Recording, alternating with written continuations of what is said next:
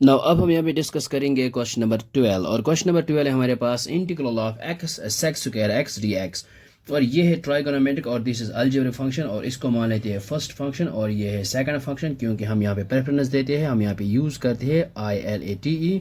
और ट्राइगोनोमेट्रिक आता है बाद में अलजेब्रिक आता है पहले तभी यहाँ पे इसको मान लेते हैं first function and this is second function और अब हम यहाँ पे क्या करेंगे इंटीग्रेटिंग बाय पार्ट्स और ये हमने यहाँ पे लिखा है integrating by parts we know that integral of u dot v d x और सबसे पहले u एज इट इज़ इसके बाद v को इंटीग्रेट करेंगे dx माइनस इंटीग्रल ऑफ और v को डिफरेंशिएट करेंगे और इंटीग्रल ऑफ v dx और फिर ये आएगा ये होल dx और इसको यहाँ पे i से रिप्रेजेंट करेंगे और दिस इज u और ये है v हमारे पास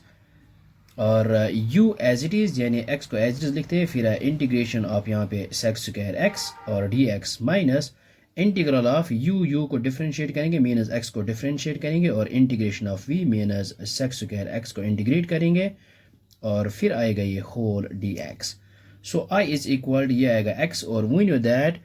अगर हम यहाँ पे differentiation of tan x we know that differentiation of tan x is sec square x और अगर हम सेक स्क्वायर को इंटीग्रेट करेंगे तो ये आएगा tan x सो यहाँ पे आएगा यहाँ tan x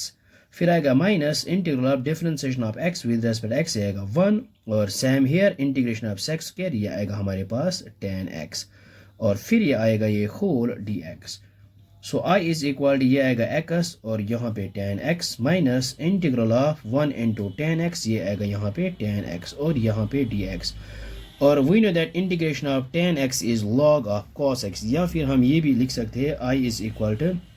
x और ये है tan x माइनस और हम यहाँ पे क्या करेंगे इसको यहाँ पे लिख सकते हैं sin x डिवाइडेड बाय यहाँ पे cos x dx और ये आएगा यहाँ पे i is equal x tan x और यहाँ पे क्या है डिनोमिनेटर में cos और न्यूमरेटर में sin अगर हम cos को डिफरेंशिएट करेंगे तो आएगा माइनस sin तो यहाँ पे लिख सकते हैं हम इसको प्लस लिखेंगे और ये माइनस यहाँ पे लिख सकते हैं इसको यानी minus time sin x dx और डिवाइड बाय cos x और वी नो दैट अगर हमारे पास इंटीग्रल ऑफ और न्यूमरेटर में डेरिवेटिव है और डिनोमिनेटर में फंक्शन है तो ये आएगा हमारे पास log ऑफ फंक्शन यानी log ऑफ f(x)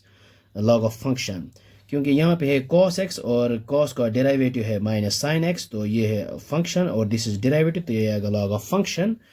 तो हम यहाँ पे लिख सकते हैं i इज इक्वल ये आएगा x और यहाँ पे tan x प्लस यहाँ पे आएगा log ऑफ फंक्शन और फंक्शन है यहाँ पे cos x और प्लस आएगा यहाँ पे c so this is the required integral of the given function so I hope आपको ये समझ में आया होगा ये बहुत ही आसान है so thanks for watching this video